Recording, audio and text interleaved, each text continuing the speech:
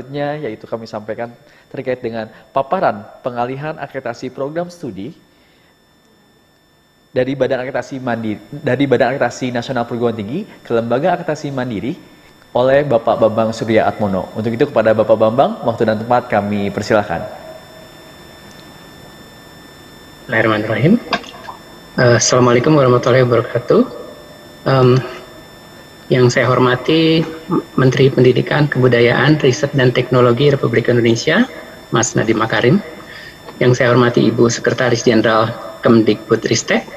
Yang saya hormati Bapak Direktur Jenderal Pendidikan Tinggi, Riset dan Teknologi Kemdikbudristek. Yang saya hormati juga Bapak Direktur Jenderal Pendidikan Vokasi Kemdikbudristek, para direktur di lingkungan Kemdikbudristek yang berkenan hadir pada pagi hari ini, Bapak Ibu teman-teman Majelis Akreditasi dan Dewan Eksekutif BAN PT periode 2021 sampai 2026, Bapak Ibu para pengurus Lembaga Akreditasi Mandiri, dan para tamu undangan yang berbahagia. Assalamualaikum warahmatullahi wabarakatuh. Salam sejahtera untuk kita semua. Om Swastiastu, Namo Buddhaya, salam kebajikan. Mohon izin saya menyampaikan proses pengalihan akreditasi program studi dari BAN PT ke 5 LAM baru sebagaimana tadi telah disampaikan oleh Bapak Ketua Majelis Akreditasi BAN PT, Prof. Imam Bukhari. Saya izin untuk menyampaikan slideshow. Sudah ada ya Bapak Ibu? Ya, baik. Sebagaimana kita ketahui dari Undang-Undang Nomor 12 Tahun 2012 serta Permendikbudristek Nomor 62 Tahun 2016 tentang akreditasi, tujuan akreditasi kalau di undang-undang itu disebutkan dengan jelas di sini bahwa akreditasi merupakan kegiatan penilaian sesuai dengan kriteria yang telah ditetapkan berdasarkan SN Dikti. Ibu Bapak tentu sudah memahami bahwa BAN PT telah menetapkan dalam Sistem Akreditasi Nasional (SAN) Peraturan BAN PT Nomor 1 Tahun 2017 itu ada 9 kriteria, dan kita sudah paham betul sekarang instrumen BAN PT serta LAM PTKes yang sudah berjalan itu sudah menggunakan instrumen 9 kriteria. Jadi untuk 5 LAM yang baru nanti kita akan tetap menggunakan 9 kriteria yang mengacu pada SN Dikti, begitu. Nah, definisi yang lain saya skip saja. Ini karena serupa semua, begitu ya. Nah, Ibu Bapak, ini amanat dari Undang-Undang Nomor 12 Tahun 2012 tentang pendidikan tinggi bahwa akreditasi perguruan tinggi itu dilaksanakan oleh BAN PT. Jadi peluncuran atau hari ini launching malam ini dalam rangka APS saja ya. APT-nya akan tetap dilaksanakan oleh BAN PT, itu amanat dari Undang-Undang 12. Nah, Undang-Undang 12 tahun 2012 sudah 9 tahun yang lalu, hampir 10 malah begitu ya. Itu akreditasi program studi seharusnya dilaksanakan oleh LAM. Namun demikian sejak 2015 alhamdulillah sudah ada satu LAM, yaitu LAM PTKes khusus untuk program studi pada lingkup kesehatan ya, sudah sejak 2015. Nah, alhamdulillah sekarang ada 5 LAM baru, jadi nanti akan total ada 6 LAM yang melaksanakan akreditasi program studi. Tentu saja ini belum mencukupi, belum terbagi habis begitu ya, masih ada sisa program studi yang belum ada LAM-nya, misalnya yang ilmu sosial, kemudian yang seni, kemudian hukum, psikologi dan sebagainya. Itu masih banyak yang belum ada LAM-nya seperti itu ya. Nah, itu tentu saja masih diakreditasi oleh BAN PT. Demikian sudah diatur di dalam Permendikbud Nomor 5 Tahun 2020. Nah, ini saya sampaikan kembali barangkali sambil melihat simbolnya ke-5 LAM baru dan 1 LAM yang sudah terlebih dahulu beroperasi sejak 2015, yaitu LAM PTKes gitu ya. 5 yang baru tadi mungkin saya ulangi kembali di sini, yaitu LAM Teknik, kemudian LAM Kependidikan, kemudian LAM Infokom, LAM sama, ini sains alam dan ilmu formal. Kemudian yang LAM EMBA tadi Ibu Bapak sudah menyaksikan sedikit lebih detail dalam video singkat masing-masing LAM. Ketua MA tadi sudah menyampaikan bahwa prosedur untuk mendirikan LAM masyarakat, ini kebetulan 6 LAM yang sudah ada ini LAM masyarakat semua. Menurut UU 12 tahun 2012, LAM itu bisa dibentuk oleh pemerintah, bisa juga oleh masyarakat begitu ya. Nah, untuk bisa berdiri itu harus ditujukan kepada, tentu saja ada pemrakarsa ya, pemrakarsanya ada kita sebutnya AUS, Asosiasi Unit Penyelenggara Program Studi, dan OP itu organisasi profesi. Dua kelompok besar tadi itu yang menjadi pemrakarsa untuk setiap LAM. Nah, itu diusulkan kepada menteri yang menangani pendidikan tinggi. Dalam hal ini untuk 3 LAM yang pertama, ini kebetulan masih namanya Menristek Dikti waktu itu. Kemudian 2 LAM yang ini, itu menterinya sudah ganti menjadi Mendikbud. Kalau hari ini sudah menjadi Mendikbudristek, begitu ya, Bapak Ibu. Prosesnya sudah cukup panjang. Kalau kita lihat, ya, setelah mengusulkan ke menteri, kemudian menteri meminta Ban PT untuk memberikan rekomendasi, ya, menelaah, mengkaji hasil mengkaji proposal atau usulan pendirian yang diajukan oleh masing-masing pemrakarsa seperti itu. Nah, berdasarkan rekomendasi Ban PT lah, kemudian menteri menerbitkan yang disebut dengan pengakuan pendirian, begitu. Sehingga setelah itu masing-masing LAM membentuk badan hukum dan proses terus berlanjut, menyiapkan segalanya, termasuk instrumen akreditasi, penyiapan asesor, dan sebagainya, begitu ya. Nah, kalau kita lihat proses sudah lumayan panjang, 2019 untuk 3 LAM pertama, 2010 untuk LAM Infocom, dan 2021 itu LAM teknik, begitu. Sehingga alhamdulillah di akhir tahun 2021 tanggal 31 Desember ini kita bersama-sama 5 LAM tadi bersama Ban PT akan meresmikan beroperasinya ke-5 LAM baru tadi, begitu ya. Nah, ini yang saya hanya menyayangkan saja, mungkin sekedar reminder bahwa 5 LAM Ban PT dan LAM PTKes menggunakan 9 kriteria yang barangkali Ibu Bapak sudah hafal betul slide ini, begitu ya. Kemudian, apakah nanti peringkat akreditasi dari LAM itu akan berubah? Tentu saja tidak. Dalam arti di sini masih tetap menggunakan sistem yang ada di dalam Permendikbud nomor 5 tahun 2020, yaitu baik sekali, dan unggul. Jadi kalau Ibu Bapak nanti mengusulkan program studinya diakreditasi di masing-masing LAM, hasilnya ya ini, baik sekali dan unggul. Tidak akan ada lagi A, B, atau C, seperti itu. Kemudian kita sudah paham juga bahwa unggul itu tentu yang pelampauan dari SN Diktinya paling jauh gitu ya. Kalau agak di bawah sedikit ya itu yang baik sekali. Kalau yang dekat-dekat dengan SN Dikti itu Standar Nasional Pendidikan Tinggi ya Bapak Ibu, itu masih baik begitu ya. Seperti itu. Kalau dilihat dalam angka, kalau masih menggunakan angka-angka yang biasa digunakan di LAM PTKes maupun di Ban PT, ya itu 2 itu batas untuk bisa memenuhi SN Dikti, dan 4 itu nilai maksimalnya begitu ya. Dari 0 sampai 4 itu penilaian untuk masing-masing elemen penilaian seperti itu. Nah, ini masih sama nanti di semua LAM bahwa karena SN Dikti yang menjadi ukuran untuk suatu mutu dari suatu penyelenggaraan program studi Bapak Ibu. Hal yang juga sudah dianut baik oleh Ban PT maupun oleh LAM PTKes sudah berjalan, dan instrumen-instrumen ke-5 LAM yang baru itu pun karena disahkan di Majelis Akreditasi Ban PT, instrumennya semua menganut yang kita namakan dengan outcome based accreditation gitu, di mana untuk outcome itu bobotnya harus yang paling tinggi seperti itu ya.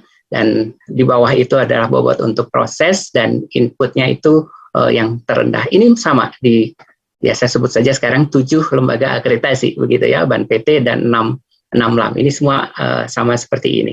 Hanya saja tentu saja detail dari masing-masing instrumen tentu berbeda ya. Seperti itu. Nah, ini yang perlu dicermati bahwa Permendikbud nomor 5 tahun 2020 itu mengatur secara berbeda tentang jangka waktu ya atau masa berlaku peringkat akreditasi. Untuk akreditasi yang dilaksanakan oleh BAN PT ya, ini kan masa berlaku sudah pasti 5 tahun disebutkan di dalam permen tersebut ya. Sedangkan jangka waktu atau masa berlaku untuk akreditasi di masing-masing LAM itu ditentukan oleh LAM. Jadi berbeda ya, Permen 5 mengatur seperti itu ya. Kemudian dalam hal jangka waktu akreditasi berakhir, maka BAN PT akan memperpanjang kembali jangka waktu akreditasi setiap 5 tahun tanpa melalui permohonan perpanjangan akreditasi. Ibu Bapak tentunya sudah memahami bahwa dalam mekanisme untuk perpanjangan tersebut, BAN PT menggunakan mekanisme pemantauan seperti itu ya. Ini tidak pemantauan juga ada di LAM gitu ya, tapi harus akreditasi ulang kalau di LAM ini. Akreditasi ulang wajib dilakukan begitu. Itu yang membedakan. Jadi jangka waktunya dan akreditasi ulangnya. Ini kalau dalam istilah sehari-hari orang banyak yang menyebutnya automatic rollover atau auto accreditation begitu ya. Itu istilah orang saja begitu. Tapi kalau dalam bahasa hukumnya yang ada di dalam Permendikbud itu istilahnya adalah tanpa melalui permohonan perpanjangan akreditasi. Ya, itu istilah yang ada di dalam peraturan menteri tersebut. Ya, jadi akan berbeda Bapak Ibu nanti kalau sudah ada di LAM masa berlaku dan perpanjangannya seperti itu. Kemudian agar lebih jelas program studi mana saja yang akan beralih atau dialihkan ya ke 5 LAM yang baru. Kalau yang LAM PTKes tentunya sudah pengalaman kan, sudah 6 tahun pasti program studinya yang kesehatan sudah pernah ke LAM PTKes ya, akreditasi ke sana. Kecuali kalau barangkali program studi baru begitu ya.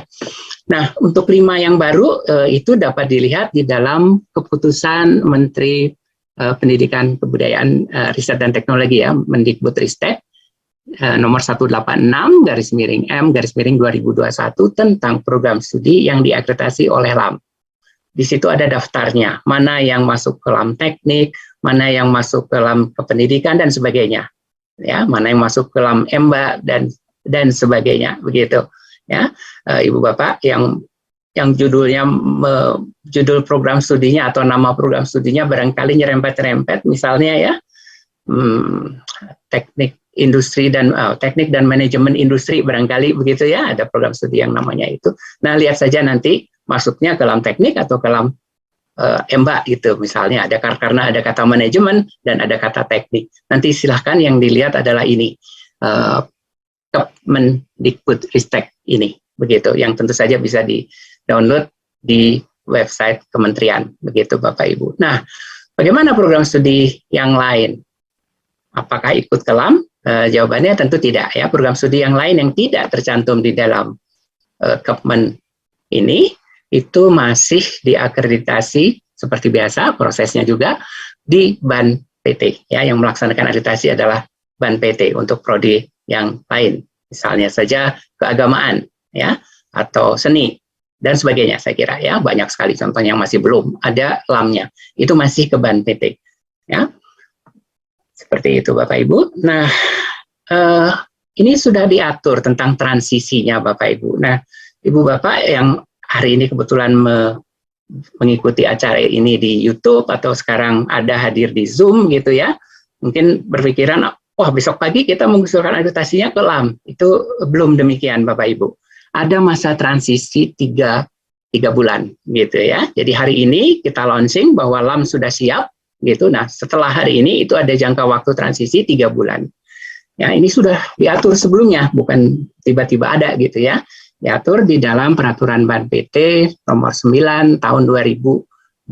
Ini tentu saja dapat diunduh di website BAN PT, Bapak Ibu. Nah, jadi di dalam masa transisi tersebut apa yang bisa kita lakukan gitu? Perguruan tinggi masih dapat mengusulkan akreditasi program studi ke BAN PT hingga tanggal, karena tadi ada masa transisi 3 bulan, jadi sampai tanggal 30 masih bisa mengusulkan APS ke BAN PT.